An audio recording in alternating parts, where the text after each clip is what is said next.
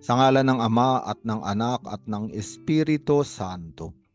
Panginoon, isugo mo ang iyong Espiritu at pagpanibaguhin mo ang muka ng aming mundo. Ang Ebanghelyo sa araw na ito ay mula kay San Mateo, Kabanata 6, talata 1 hanggang 6 at talata 16 hanggang 18. At napakaganda ang sinasabi ng mabuting balita ngayon, sapagkat tayo ay pinag-iingat na hindi maging pakitang tao lamang ang mga ginagawa nating mabuti, sapagkat ito ang totoong nangyayari sa ating lipunan.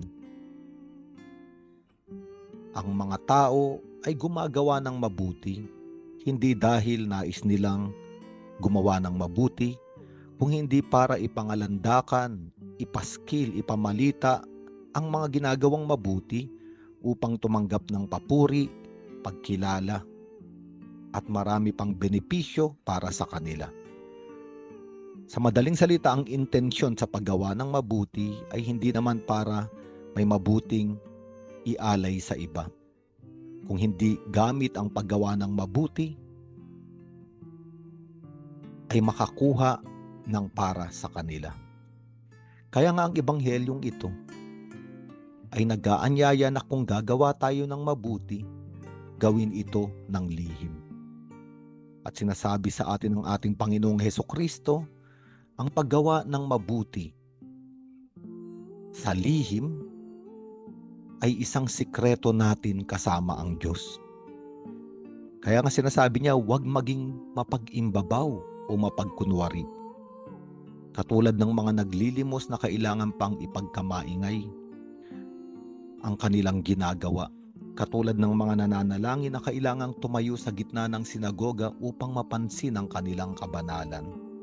Katulad ng mga nag-aayuno na nagmumukhang kaawa-awa upang ipangalandakan na sila ay nagsasakripisyo para sa Diyos. Ang sabi ng Panginoon sa atin ngayon ay ilihim ang mga bagay na ito. Ibig sabihin, tayo lamang at ang Diyos ang nakakaalam nito ng lihim. At maaari nating sabihin, ito ang sekreto natin sa Diyos. Mga bagay na ginagawa sa kalooban at sa ating puso ay napapatibay ang lihim na ugnayan natin sa Panginoon. Kaya nga sinabi ni Jesucristo, mag-ingat sa pagiging paimbabaw. Ang isang taong paimbabaw ay nabubuhay na mababaw. Isang taong nabubuhay sa kababawan ng panglabas na buhay. Ngunit hungkag naman ang kalooban. Kaya ang paanyaya ng ating Panginoong Jesucristo sa atin ngayon sa panahon ng Kwaresma, totoo, manalangin, maglimos at mag-ayuno upang ang buhay natin sa loob, ang ating espiritual na buhay, ang lihim na relasyon natin sa Diyos ay mapatibay. Kaya nga mahalaga sa araw na ito, Miyerkules ng Abo, ay ipaalala sa atin ang totoo nating kalikasan.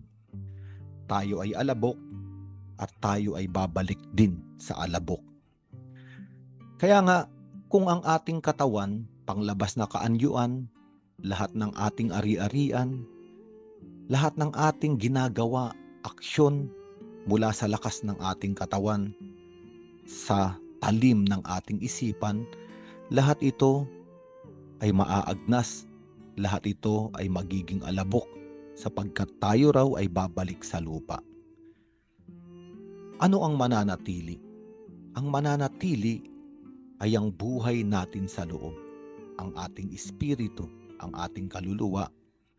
At kung ang ating espiritu ay totoong nakaugnay sa Diyos, isang lihim ngunit malalim na ugnayan, ito ang mamamalagi.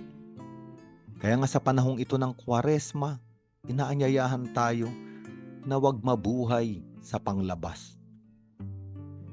Huwag bigyang diin ang mga bagay na nawawala. Ngunit patibayin ang mga bagay na hindi nawawala.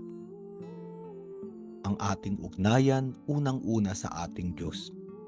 Ang paniniwala sa pagliligtas ng ating Panginoong Hesukristo. at ang mga lihim na paggawa ng mabuti para sa ating kapwa. Maaring totoong hindi sila maipapaskil sa sanlibutan ito.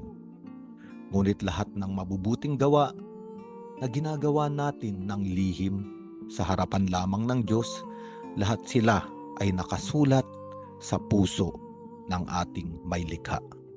Sa ngalan ng Ama at ng Anak at ng Espiritu Santo.